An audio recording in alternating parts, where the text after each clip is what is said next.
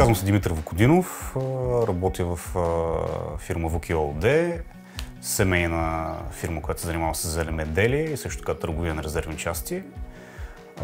Работим баща ми, майка ми и леля ми, които реално са основали фирмата. Баща ми начело, чичо ми, другия ми чичо, война ми и братовчет ми.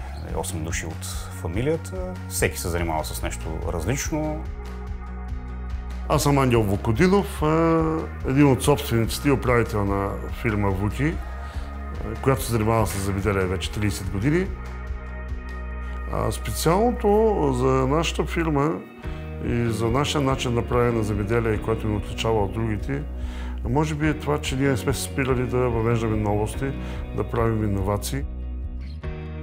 Аз, което може би съм променил, малко повече навлезнахме в високите дигитални технологии. Като софтуер, който използваме, като начин на каталогизиране, водене на реколти, нали, този тип неща. Ние все още баща ми е начело, а баща ми не е много лесен характер.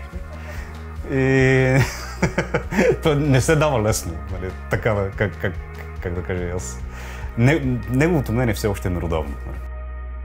Смяната на поколенията минава колкото се може по-гладко. Сами се разбираме доста добре. Имаме си нормално, нали, пресечни точки, имаме си търкани от време на време. Но, както казах, прекарваме много време заедно. Даже може би на моменти е прекалено много време. Времето, което прекарваме заедно. Мисля, че е плюс, защото можем да си обменяме идеи постоянно, дори на края на деня да превъртим още веднъж днес какво се е случило, да видим, ако има грешки, нали, как да ги избегнем за в бъдеще. Имам син на 2 години и 4 месеца вече. Един ден бих му препоръчал да се занимава с това. Стига всичко да е нормално с нашата страна, в света, да има на къде да се развиваме. Определено бих му препоръчал. Мисля, че този бизнес има много стабилно бъдеще, има на къде да се развива, новите технологии с всяка година навлизат все повече и повече. Чувството да работиш с баща си е от една страна доста леко, защото имаш винаги на кой да се опреш.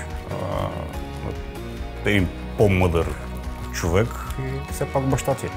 Винаги гледаш към него. Така че откъм подкрепа.